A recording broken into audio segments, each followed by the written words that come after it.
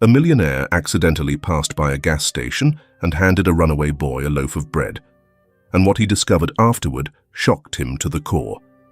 Where in the world are you listening from? Leave us a comment to let us know. And now, let's begin. Clang!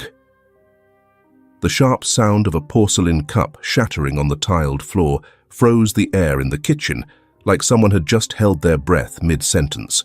White ceramic shards scattered across the floor, twirling slightly before lying still, as if they had just completed their mission, signaling that something terrifying was about to unfold. Elijah Carter, 10 years old, stood still, his hands frozen mid-air like they had just released something. His eyes were fixed on the shattered pieces, his palm still retaining the warmth of the cup he had held. He knew he hadn't just broken a household object, he had fractured the dangerous silence that hung in this house. A soft creak echoed from the living room, and Elijah didn't need to look to know who was coming. Edward Carter, his father, appeared at the doorway like a slab of dark stone, unmoving and cold. Edward didn't need to speak to be frightening. Just his presence was enough. Back straight. White dress, shirt, buttoned all the way to the top like he'd just come from church. Everything about him was rigidly neat. Slicked back hair, clean-shaven chin, shoes that always gleamed. But what chilled Elijah the most were his grey eyes, not angry, not emotional, just quietly watching, as if waiting for a mistake to justify punishment. He didn't go to church to pray, but to reaffirm his right to judge others. And in this house, Elijah was always the one being judged. His father stared at him for a few seconds, not harshly, but enough to make Elijah feel exposed, as if standing naked in a freezing gust of wind. "You again," Edward said softly. "The Lord's dishes aren't for careless hands." Before Elijah could respond, the scraping sound of slippers came from deeper inside the house, followed by a woman's voice, dry and brittle like tree bark. What did that brat break this time? Lucille Carter, Edward's mother, Elijah's grandmother, stepped out, holding a porcelain teacup with golden patterns. She was a small woman, physically fragile, but her eyes were sharp and calculating, always weighing whether to cut or to overlook. To her, raising a child meant pain, and discipline was a tradition. Only through beatings could things be fixed. "That's the third one this week," she said with a sigh that ended like a verdict. "You'd better teach him properly." Edward didn't reply, didn't argue. He simply stepped forward and raised his hand. "Brat," he ordered, "left hand out." Elijah hesitated for a second, then obeyed. He was right-handed, but the left hand was the one reserved for punishment. It was one of those unspoken rules in this house, never said aloud, but never forgotten. Edward grabbed a stainless steel spoon from the dining table and slammed it down in front of his son. The metallic clang against the wood made Elijah flinch slightly. "Don't make your mother ashamed to have a son like you." Lucille let out a faint laugh, soft like a spoon stirring tea, but icy cold. "You're too soft on him. Sooner or later he'll turn out just like his mother." Her name, Rachel, was a forbidden thorn in this household. Rachel Carter had once been a gentle woman, soft-spoken, never raised her voice, and never once received affection or respect from these two people. She had died from a strange illness 2 years ago, but Elijah had never believed that story. Edward raised his hand again. Elijah didn't move, only glanced towards the cupboard, where a faded photo frame lay hidden behind a sheet of foil. A picture of his mother. Her eyes in the photo still smiled, though that smile had long been buried under dust and silence. The first blow landed. Elijah didn't cry. The second came harder, then the third, the fourth, and after that, he lost count. He didn't feel pain the usual way anymore. It was just a wave of searing heat spreading out and then vanishing. as if his body had become so familiar with these beatings that it simply shut down the feeling in order to survive. An hour later, the kitchen returned to its usual stifling silence. Elijah sat curled in the corner, eyes fixed on the gap beneath the cupboard, where a shard of porcelain still lay untouched. Outside, the rain began to fall, and wind howled through the cracks in the door. Elijah looked up at the ceiling, at the small lightning-shaped crack, a spot he had stared at hundreds of times before. After every beating, it was the only place his eyes would go. But this time felt different. As Edward turned his back, Elijah caught sight of his grandmother's face. Not angry, not scolding, but satisfied. In that moment he understood no one in this house wanted him to get better. They didn't need him to be good. They needed him to be silent and endure. He whispered quietly to himself, "I won't die here. I won't become my mother. I won't be buried under a name. No one speaks anymore." When darkness had fully swallowed the neighborhood, Elijah tiptoed to the kitchen cabinet and pulled out an old backpack. Inside was only a soft piece of fabric, cut from his mother's dress, and an empty plastic bottle. Quietly, he opened the back door and slipped through the freezing gust. He didn't know where he would go. He only knew this: staying meant dying. The wooden door shut behind him. No one called his name. No one noticed he had disappeared. Because in that house, the name Elijah had never truly existed. The night rain poured down on Marrowfield Forest like a heavy curtain, drowning out every sound in a thick mist.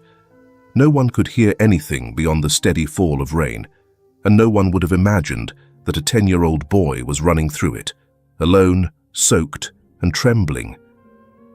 There was no light, no voices calling, only the soft footsteps of Elijah Carter, treading on rotting leaves, trying not to make a sound. 30 minutes earlier, he had left the house where he'd grown up. The house where no one had called him by his real name for years. The back door had closed behind him, like it was sealing off part of his memory.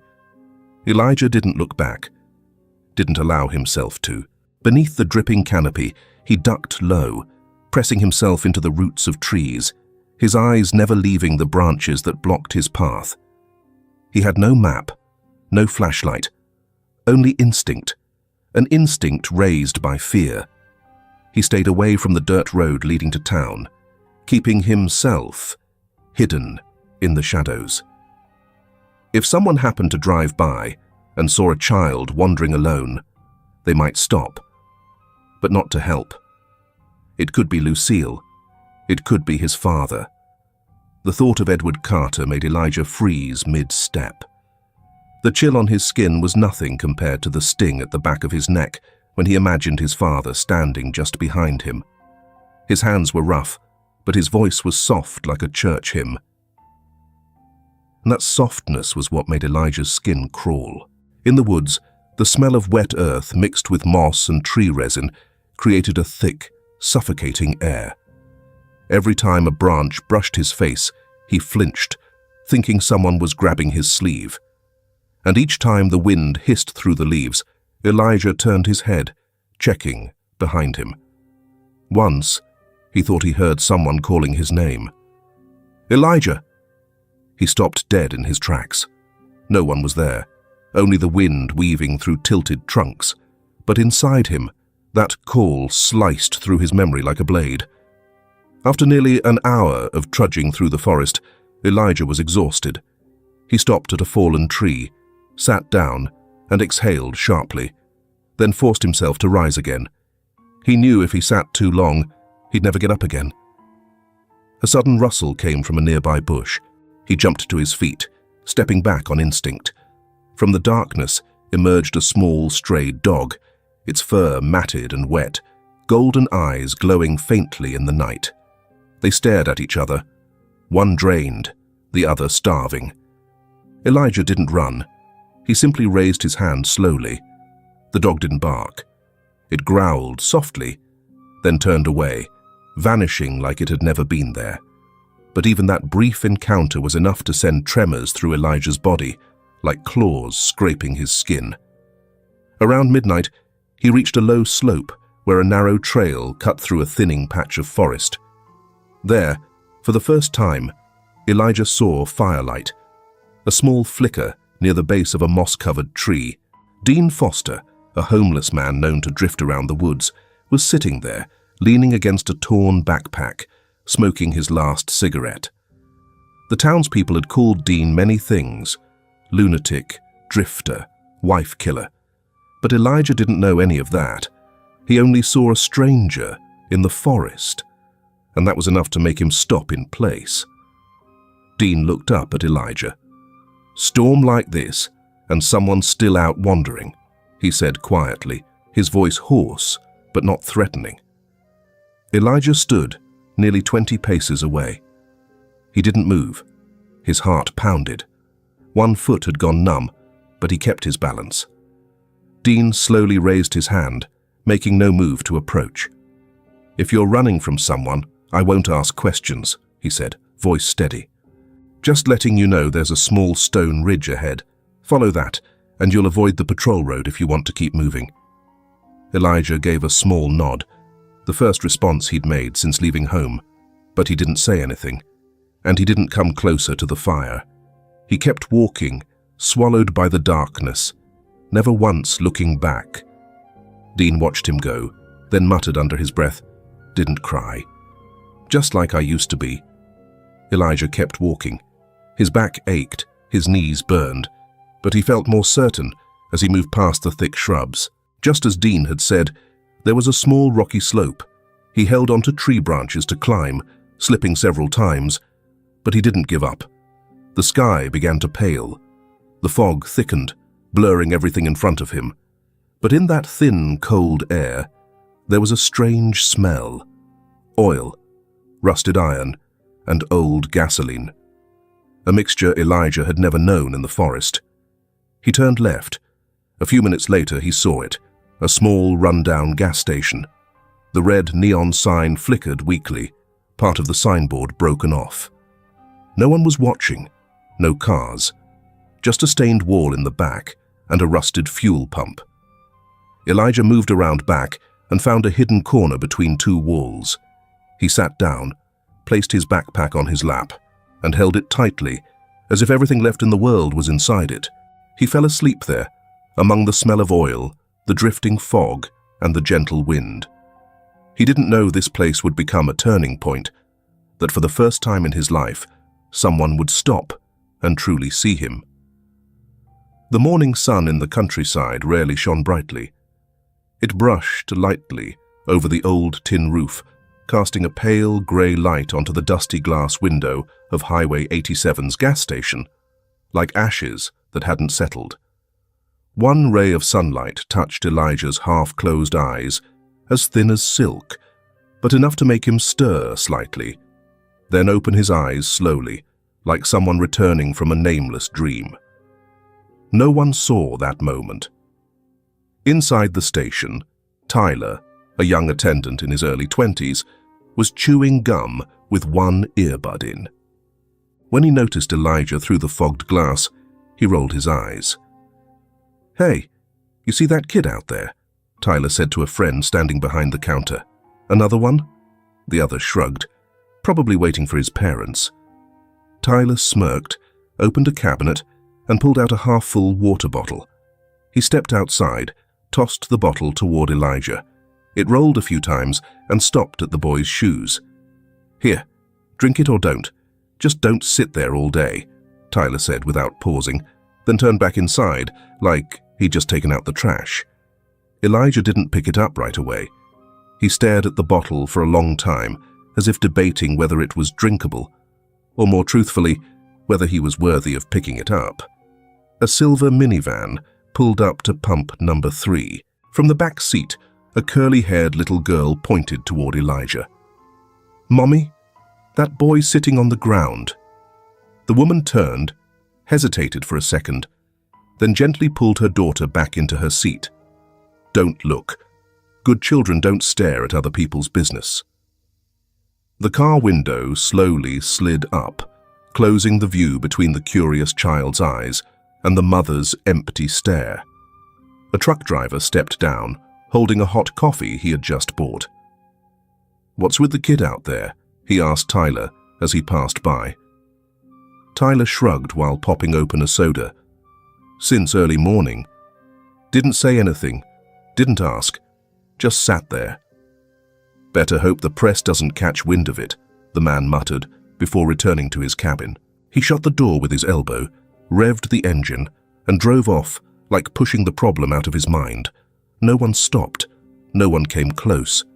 Elijah pulled up his hood to block the sun.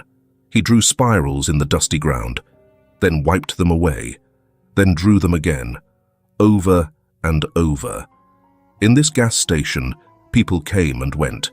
They left behind the smell of gasoline, the scent of instant coffee, and the echo of car horns. No one asked him anything. No one cared. And strangely, that made Elijah feel safer than anywhere he'd ever been. He no longer had to listen for footsteps in the house, no longer had to guess an adult's mood before speaking, no longer had to brace himself every time he heard the sound of a breaking glass, a spoon dropping, or a door slamming in the middle of the night. There was no one here to call his name in that empty tone, as if it didn't belong to a person, but just another task waiting to be dealt with. The spot behind the gas station was cold, hard, and rough. No one here loved him, but no one touched him with a strangling hand or spoke to him with a voice soaked in bitterness. A light breeze passed by, carrying the scent of old gasoline, dust, and a faint whiff of bread from a food cart across the road. Elijah didn't lift his head, but he thought he heard footsteps, not rushed like all the others before. They were slow, steady, low footsteps. Not too close, not too far. He didn't look up, but for the first time in days, he wasn't afraid of footsteps. The early countryside wind blew dry across Highway 87's gas station, carrying with it the smell of oil, the chill of morning air, and a hint of fried shallots from Gloria's bread cart across the street. Her red food truck always parked in the same spot every Monday. Warm bread, cheap coffee, and old jazz music playing from a cassette radio, as if everything had become a ritual for passing truckers. A silver-grey Lincoln Continental rolled to a stop. The engine shut off. The door opened. Mr. Whitmore, well past 60, stepped out, tall and broad-shouldered, a man who looked like he was used to carrying heavy things. Not just physically, his face was stern, carved with deep lines around the eyes, not from laughter, but from having seen too much and said too little. He had once been one of the wealthiest men in the state, owning a chain of properties stretching from Chicago to Seattle, once dubbed the Silent Tycoon by Forbes for his fortune and quiet life. He walked toward the pump, ready to fill his tank, when he suddenly stopped, spotting a small figure slumped against the wall behind the pump, hunched over, head bowed, an old jacket, arms wrapped tightly around a torn backpack. "Who's that boy?" he asked, his voice deep and calm, not quite concern, more like genuine attention. Tyler, the station attendant, wearing earbuds and wiping the glass display, shrugged. "Been here for days. Doesn't talk, doesn't ask for anything. Everyone sees him, but everyone's in a hurry." Mr. Whitmore was silent for a few seconds. He looked at the child again, still, wordless, as if the world had turned him into stone. Then he turned and walked to Gloria's food truck. He picked up a still warm baguette and simply said, "No butter, thanks." Then he came back. Elijah had seen him already. He'd heard the talking, and like always, he braced himself, ready to tense up if the stranger came too close. But this time, the man didn't rush, didn't raise his voice, didn't stand too near. He just walked over, stopped at a respectful distance, and extended his hand, the bread resting gently on his palm, still warm. "Would you like something to eat?" the man asked, his voice low, firm. "You don't have to say anything. Just stay." Elijah looked at him. It was a strange kind of gaze. No pressure, no pity. Not the kind of look he was used to. The glance that flicked over him like he wasn't there. This was the first time in a very long while that someone's eyes stayed on him. He lowered his head, took the bread with both hands, said nothing, just sat still. Mr. Whitmore gave a soft nod and turned to go. At that moment, a small truck parked across the street. A woman stepped out, silver hair tied neatly, thin frame, carrying 2 shopping bags from the market. Elijah glanced up, then lowered his gaze again. But just then, his eyes met hers. Lucille Carter, his grandmother. In that split second, his breath caught. His body went rigid. Everything around him seemed to blur. The voices, the cars, the wind. He couldn't hear anything. Only her eyes, cold, hard, sharp as hot iron. Eyes he had known too well from rainy nights, from uneaten dinners, from beatings that came without reason. Elijah yanked his hood down over his face, backed up against the wall, his heart pounding like it might burst. He started to tremble, but this time it wasn't just fear. It was instinct to escape, his body reacting to danger before his mind could catch up. He knew, if she saw him, if she called his name, he'd be dragged back. No one would believe him, no one would defend him, and it would be another night like the last, or worse. From a distance, Mr. Whitmore saw it too.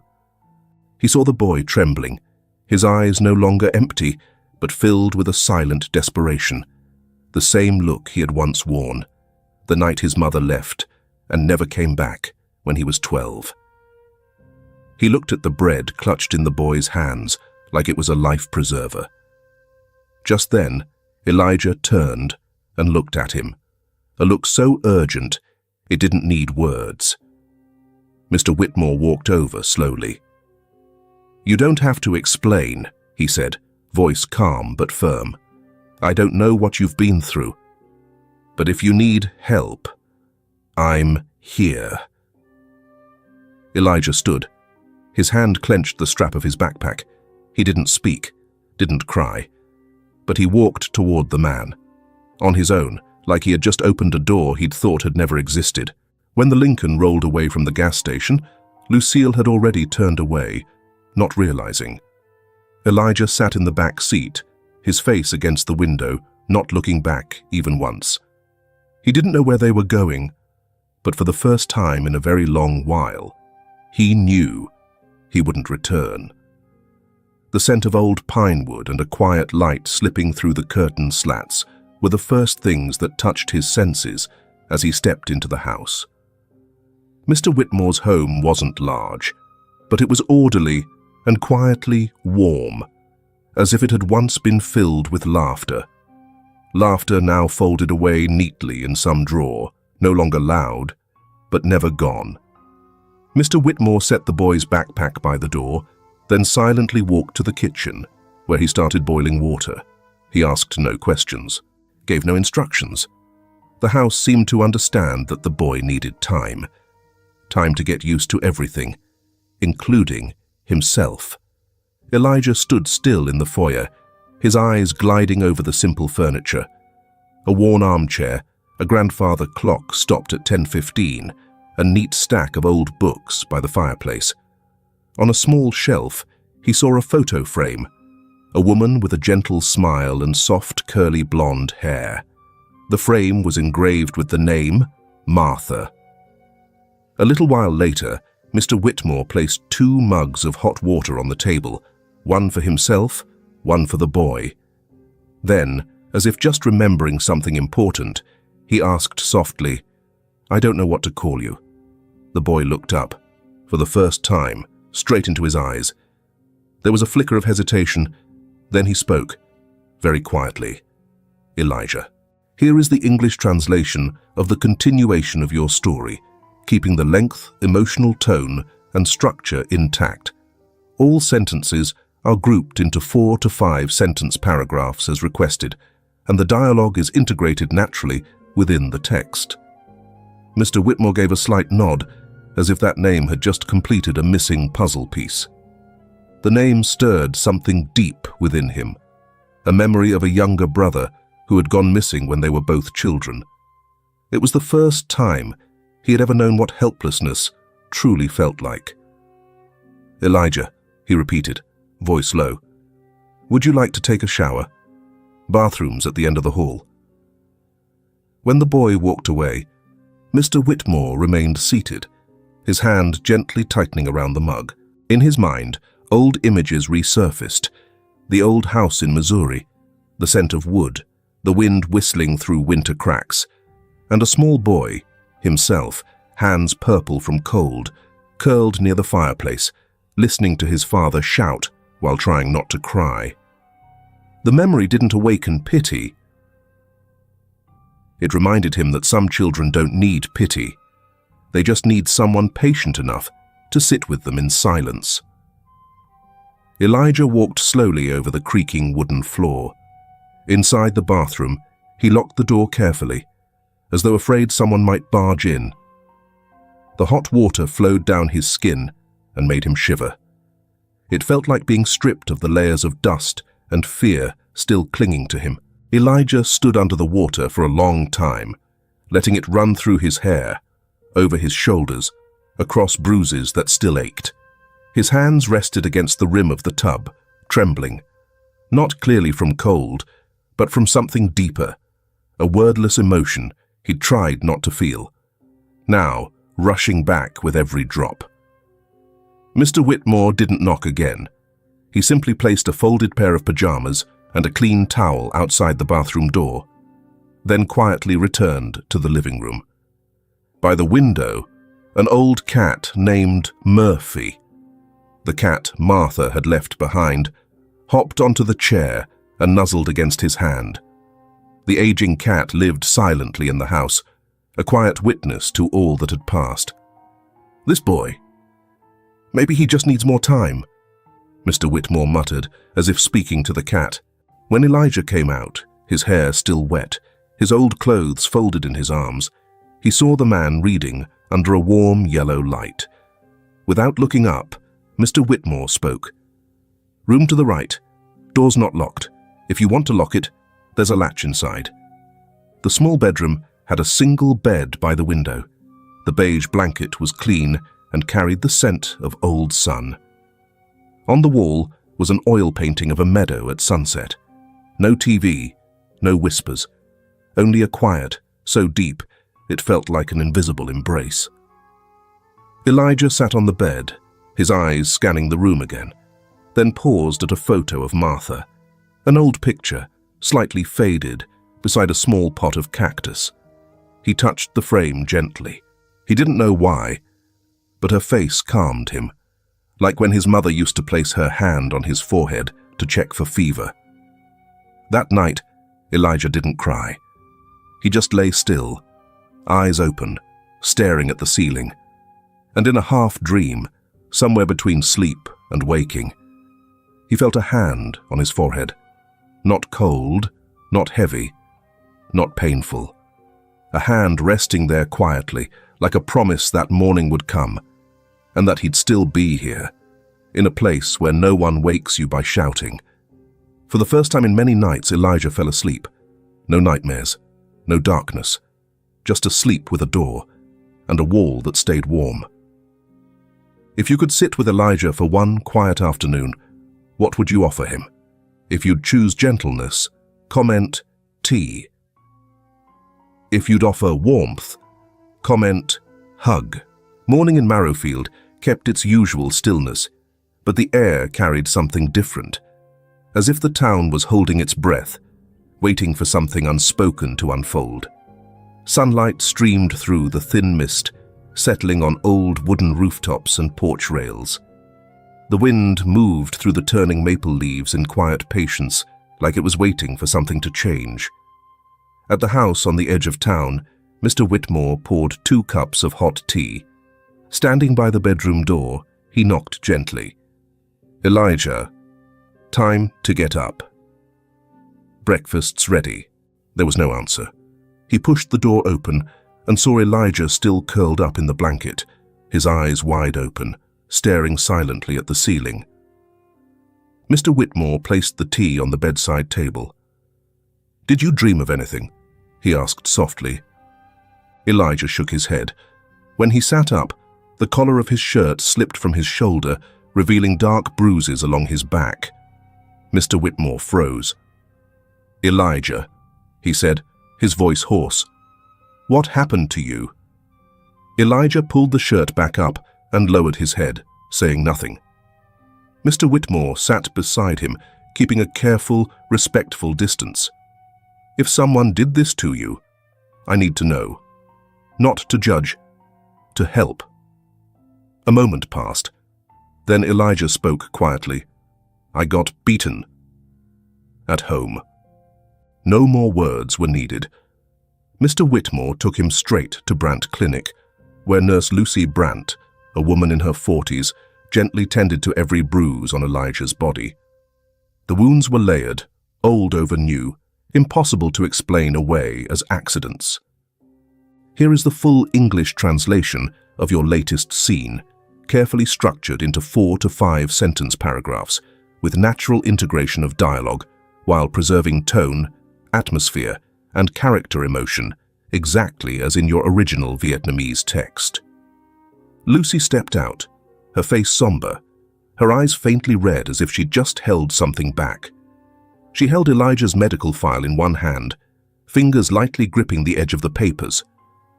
"There are signs of long-term abuse," she said, her voice rough, not just from anger, but from heartache. In her eyes was a complex mix of professionalism, instinct, and a genuine heavy regret. Someone should have seen this earlier. Mr. Whitmore nodded. "Elijah, can you tell her what happened?" The boy stayed quiet for a moment, then whispered, "It was my stepfather and my grandmother. They hit me when I didn't do my homework, when I spilled water, when I didn't say anything." Lucy stood, then spoke softly to Whitmore. "I have to call the police. This is serious." "Do it," he replied. "I'll handle the rest." By the time Sheriff Nolan arrived, Elijah was still sitting on the exam table, arms wrapped around himself. "What's your name, son?" Nolan asked. "Elijah Carter. Edward Carter's your father, stepfather, and Lucille Carter is my grandmother. Can you take care of this boy?" the sheriff asked. "I won't just take care of him," Mr. Whitmore replied. "He's part of my family now. He didn't come into my house by blood, but by trust, and I won't let anyone hurt him again." On the way back, Nolan stopped at Holloway's grocery. June was restocking the cookie shelf when she saw him walk in. "Morning, Nolan. Something wrong?" "June, have you ever seen a boy with Edward Carter?" "Yes. He used to walk past here. Lately, not anymore. Before that, he always had his head down. Quiet. Once I saw his hand bandaged, his eye bruised. I asked, but he didn't say anything. Did you think something was off?" "I suspected. But now, I'm sure." "Do you remember the last time you saw him?" 2 weeks ago, light rain. He was standing under the awning. I gave him a packet of cookies and he thanked me. So softly. Haven't seen him since." "Would you be willing to testify?" "Yes, I'll speak the truth." The air in Marrowfield no longer held its usual morning calm. Rumors had crept past white picket fences, tapped gently on doors, and settled into ears leaning over counters. No one spoke openly, but many now knew something had happened to the boy from the Carter house. Linda Harper, a part-time reporter for the local paper, had worked with Sheriff Nolan on a few child abuse cases. She had once uncovered a buried case in a neighboring county the previous year. Nolan trusted her instinct and persistence, though at times her stubbornness exhausted him. That morning, he called Linda. "I need you. It's about a kid again. You remember the Carter boy? The one Mr. Whitmore found at the gas station?" she asked. Yes, he's the victim. I need to collect statements. I want you to come with me, not for the paper, just to find the truth. Linda nodded over the phone, her voice firm. I'm in. For the boy. In the crisp afternoon air, they began their investigation. Their first stop was the home of Violet Dobbins, a widow who had lived next door to the Carters for 20 years. Mrs. Violet, Linda said, I'm not here to write a headline. I just want to know, have you ever heard anything from that house? Mrs. Violet hesitated, her hands twisting a worn cloth in her lap. Yelling, late at night. Not just once. I wanted to call the police, but my husband told me not to. Don't get involved in other people's business. He's gone now, and I think maybe I shouldn't stay silent. Linda nodded quietly, taking notes. Mrs. Violet glanced around nervously, as if afraid someone might be watching, then whispered, But don't say it was me. I'm scared. That family, they're not the kind you want trouble with. Here is the English translation of your powerful and emotional continuation. The paragraphs are structured in 4 to 5 sentence blocks, with all dialogue and emotional weight preserved as requested.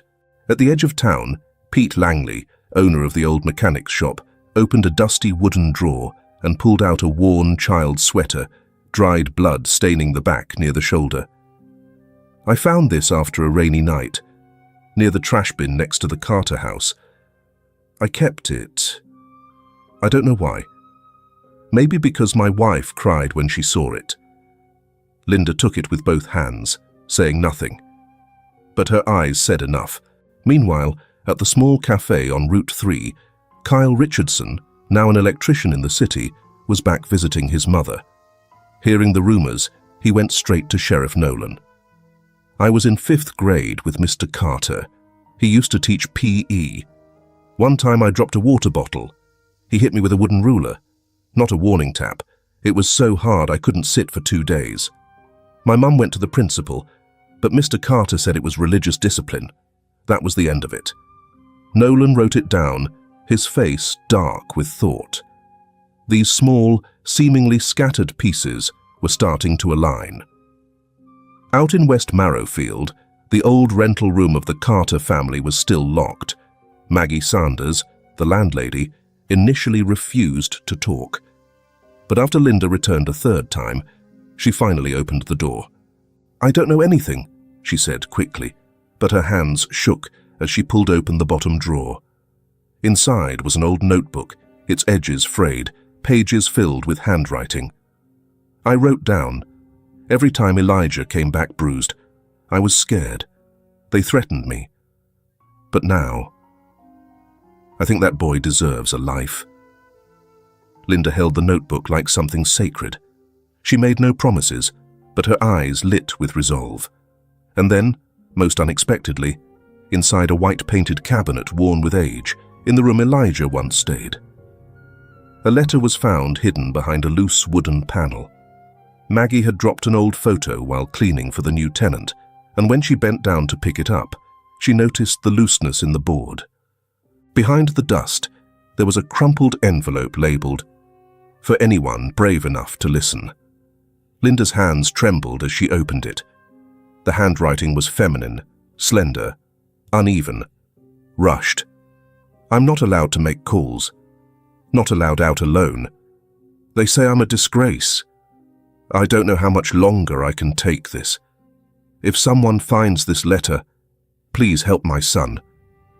Please. When Linda returned to the car, Nolan was waiting. She placed the notebook and letter on the seat beside him, exhaling deeply. Is it enough? She asked. Nolan didn't answer right away. He pushed his seat back, gazing out the window into the pale sunlight. I'll file for a search warrant. But Linda... I know, she interrupted. I'll be careful. But if this gets buried again, that boy won't get another chance. He nodded. For the first time in a week, his eyes weren't wary. They were full of understanding. Back at the Carter house after Elijah had vanished, no one in town saw Edward or Lucille show any concern. They didn't report him missing. They didn't ask the neighbors. The house still opened every morning. The chimney still smoked, but the air around it had grown cold. A neighbor recalled, "Lucille told me he ran off to learn a lesson." Edward said, "He'll be back. That useless boy can't survive out there." When Linda heard that quote, she had to stop writing for a moment. That kind of indifference wasn't just suspicious, it was cruel. Sheriff Nolan began visiting witnesses one by one, urging them to testify. None were eager. Pete Langley hesitated. "I've got a wife, a shop. If they come back after me, I'm scared." Nolan spoke slowly. "If you stay silent, this will happen again. To another child." Pete looked down at the blood-stained sweater, then nodded. Mrs. Violet refused at first. But after Linda read her part of the letter Elijah's mother had left behind, the older woman sat in silence for a long time before finally saying, "All right, I'll speak up, not for me, for his mother." Maggie Sanders, trembling more than anyone, only said one thing. "I was a single mother once. I know that look in a wounded child's eyes. I'll testify." The day the summons was issued, Edward and Lucille were still sitting in the living room, the flicker of the television lighting up their faces. Edward turned up the volume when the news came on, but Lucille turned it off. "They found the boy," she said flatly. Edward didn't respond. He simply took a slow sip of whiskey. Behind that door, the truth had finally knocked. And this time, it wasn't waiting for permission to come in. The Marrowfield County courtroom wasn't large, but that morning, every seat was taken. The air was thick with tension, and outside, the wind slid through the cracks in the old wooden door, whistling softly like a reminder that the truth was waiting to come to light. Just days earlier, it had been Linda Harper, the investigative reporter who had followed countless child abuse cases, and Sheriff Nolan, who uncovered the most critical turning point. They worked relentlessly, digging through old medical records, unfinished prescriptions, and anonymous reports from years ago. In a dusty archive at the Marrowfield Clinic, Linda found a folder detailing how Elijah's mother had been prescribed high doses of sedatives, not once, but monthly. "She wasn't sick," Linda said, placing the file in front of Nolan. "She was being pushed to the edge." At the same time, Nolan contacted Dr. Mason, the physician who had once treated Mrs. Carter, and confirmed that her recorded cause of death was acute respiratory failure due to sedative overdose. But when they looked at the original statements, the details were vague and lacked any thorough investigation. Linda's voice lowered as she handed over the documents. "You know what they did.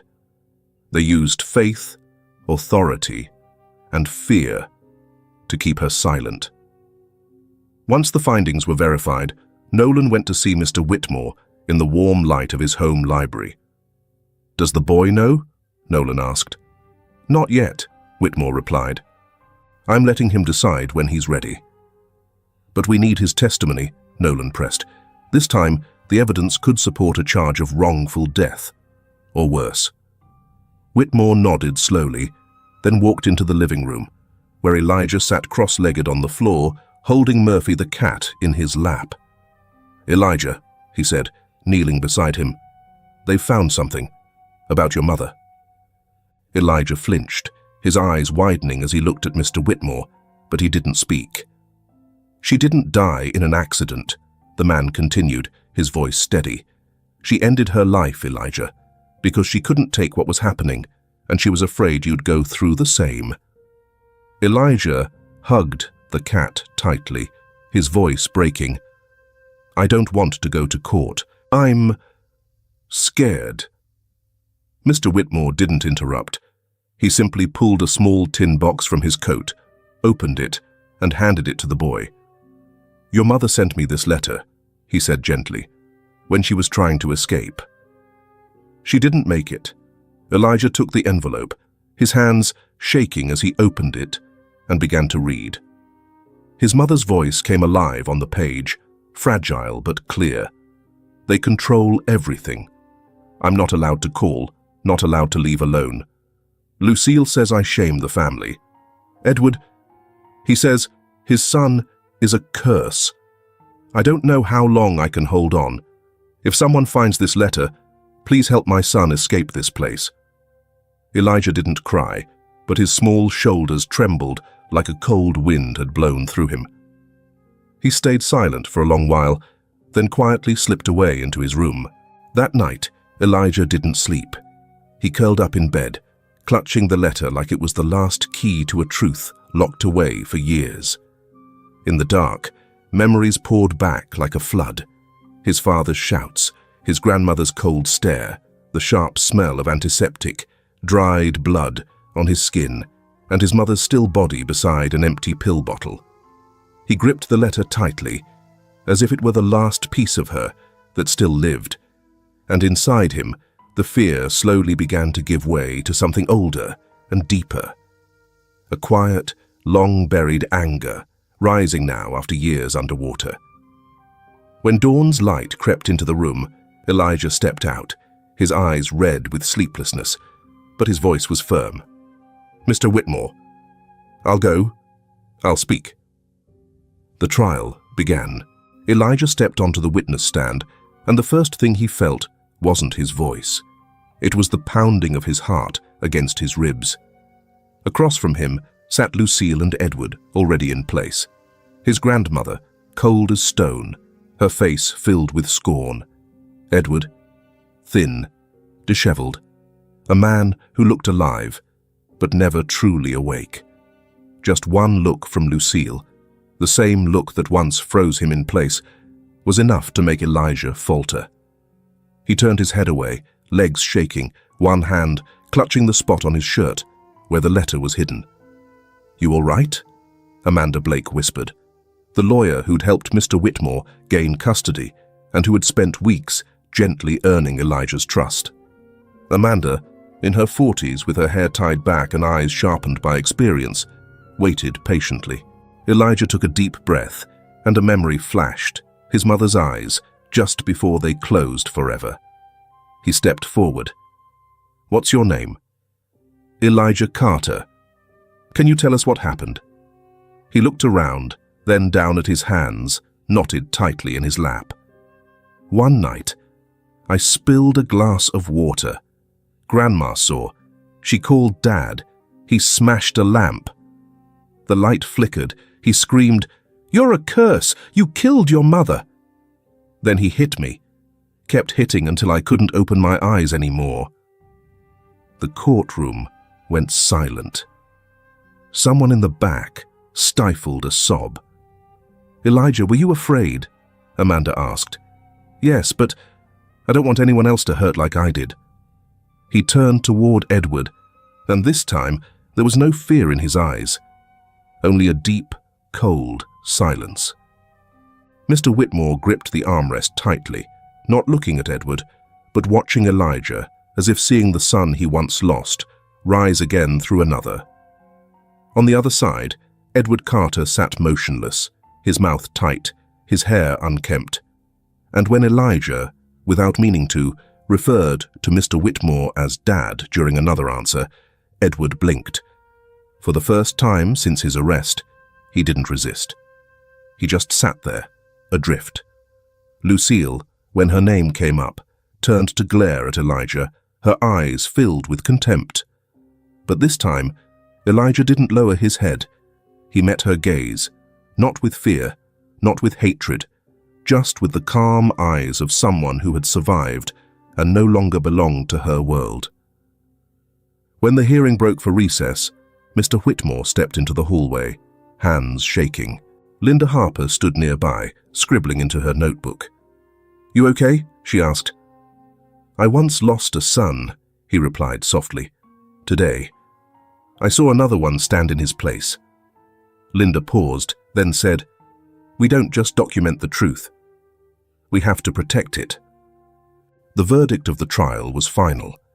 with the letter from Elijah's mother, the old medical records, Elijah's direct testimony, and the voices of witnesses from the town, the court sentenced Edward Carter to 15 years in prison for aggravated child abuse and indirect complicity in his wife's death, while Lucille Carter received 5 years of suspended sentence along with a permanent restraining order banning her from contact with children, especially her grandson. Elijah didn't look back when they were led away. He simply held Mr. Whitmore's hand and walked silently into the light outside, where for the first time he felt like he wasn't invisible anymore. Morning at the Whitmore estate wasn't cinematic. The sky wore a thin silver fog, apple branches clung to the night's moisture, and the old wooden door creaked open in the soft wind. But in that quiet simplicity, something had shifted. For the first time in years, the house wasn't silent. In the kitchen, the smell of toasted bread and warm milk drifted in the air as Sophie, Mr. Whitmore's granddaughter, 27, steady-voiced and kind-eyed, prepared breakfast and turned to see Elijah lingering behind the doorframe. "Want honey with it?" she asked, not trying too hard to be friendly, just enough to keep a wounded child from feeling cornered, and Elijah gave a small nod as he sat down in front of the toast. His first breakfast eaten in peace, without any glares or shouting. After breakfast, Sophie took him to the garden, where Ava and Tommy, 2 foster children living under Mr. Whitmore's support, were practicing writing on small boards, and Elijah sat down next to Ava, watching her awkward letters drawn with her right hand. "Try using your left," he said softly, like wind slipping between leaves, and when she asked why, he answered, "I used to write that way, when my right hand couldn't hold a pen anymore." Ava didn't ask further, and Elijah guided her hand on the board, quiet and patient, while Tommy kept coloring houses and dogs with crayons. None of them spoke about pain, but somehow, through those lines and letters, the 3 children were stitching pieces of themselves back together. That afternoon, Sophie asked Elijah to help her choose paint colors for a study room Mr. Whitmore planned to renovate for the kids, and when she held up a blue sample and asked, "How about this one?" Elijah glanced at the sky, where clouds floated gently past the old rooftop, and whispered, "It looks like the sky when my mom was still alive." So soft, Sophie had to pause before she understood, and she said nothing else, but chose that color. That night, Elijah sat alone in the study, the room where Mr. Whitmore used to read books with his late son, under the soft desk lamp, carefully writing on a piece of paper with slow, steady strokes. "Mum, I'm still alive. I stood in court. I said everything. But tonight, I'm not writing to tell you about the pain. I want to tell you about Tommy, Ava, Sophie, about breakfast with honey, about the room painted with new sky. I think maybe I'm beginning to understand what it means to really live, Mom. Not just survive, but live." He folded the letter and placed it in a small wooden box, engraved inside with the words, "To Martha, with all my love." The same box Mr. Whitmore once used to keep his wife's letters. Outside on the back porch, Mr. Whitmore was watering plants when he heard light footsteps and turned. "Mr. Whitmore," Elijah said. "Yes?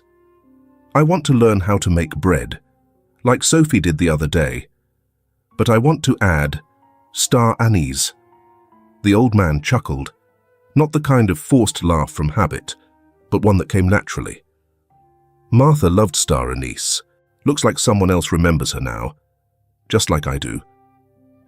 That night, for the first time in 15 years, Mr. Whitmore didn't need a sleeping pill. The sound of quiet giggles from the back porch, the soft kitchen lights, the scent of flour and spice in the air made it feel like time had folded, returning him to a life he once thought he'd lost. And Elijah sat by the window, staring at the little stars above the quiet sky. The letter to his mother had been written. The past still remained, But for the first time, it wasn't a chain. It was soil. And from it, something new was beginning to grow.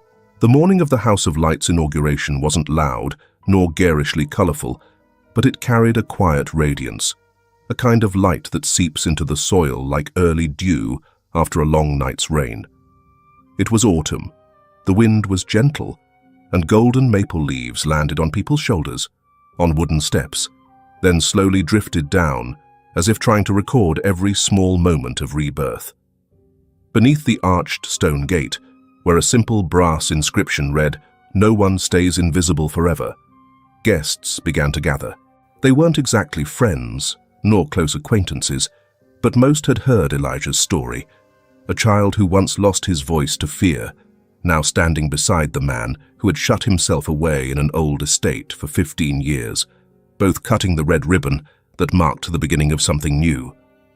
Mr. Whitmore wore a light grey suit, plain but crisply pressed, solemn without being ostentatious, just enough to show he was the one who laid the foundation for this place. Beside him stood Elijah, no longer trembling, but still carrying that quiet composure that had become part of him. His eyes no longer dodged others' gazes. Instead, they met them, calmly and fully. To their right stood Sophie in a soft sky-blue dress, holding a bouquet of lavender, the same flower Martha once planted around the house.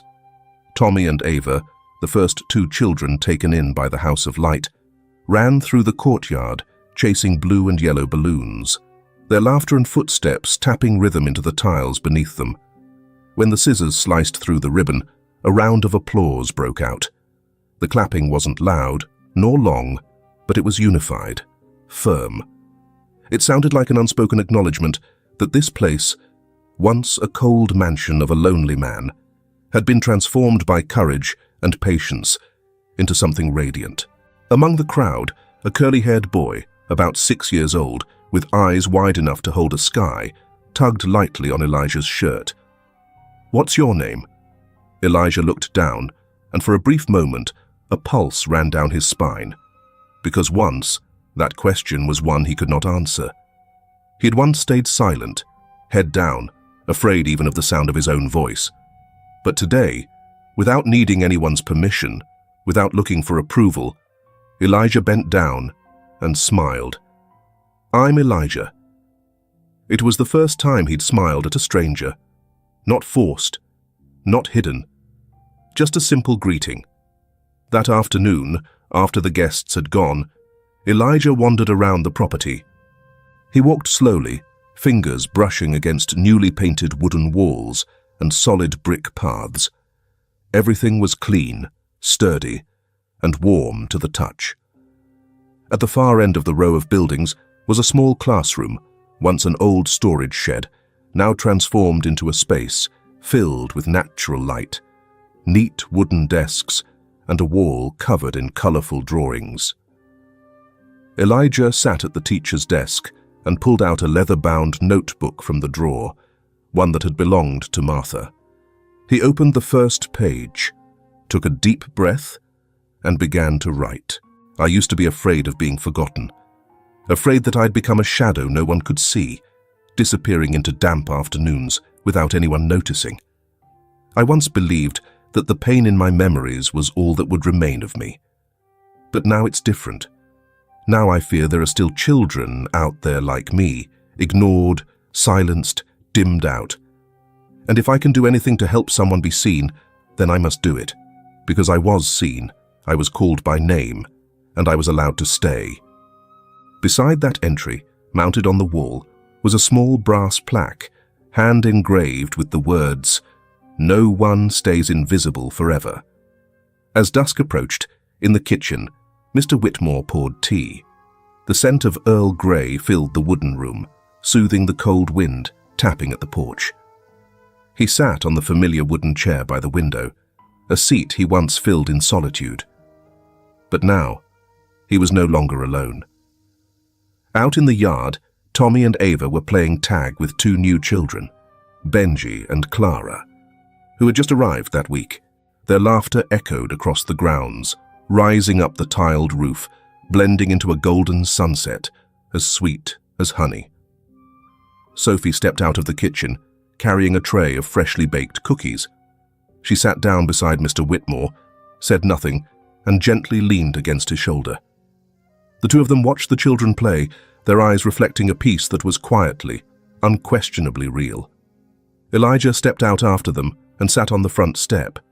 He didn't join the game, just watched and smiled. In his gaze there was no more tension, no more fear, only a stillness that had taken root.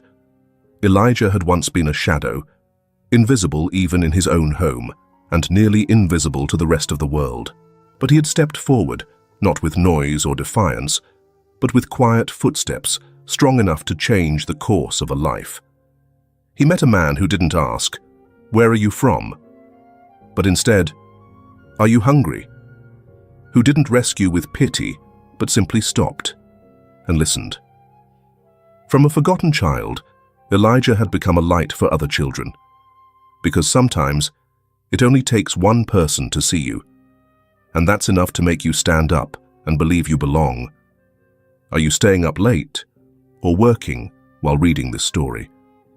If so, please remember to take a sip of warm water and treat your skin gently before bed. No matter how exhausting the day has been, you still deserve to be cared for, starting from the smallest things. Leave a thought behind, because somewhere out there, someone might be reading, and they need to believe that someone is still listening.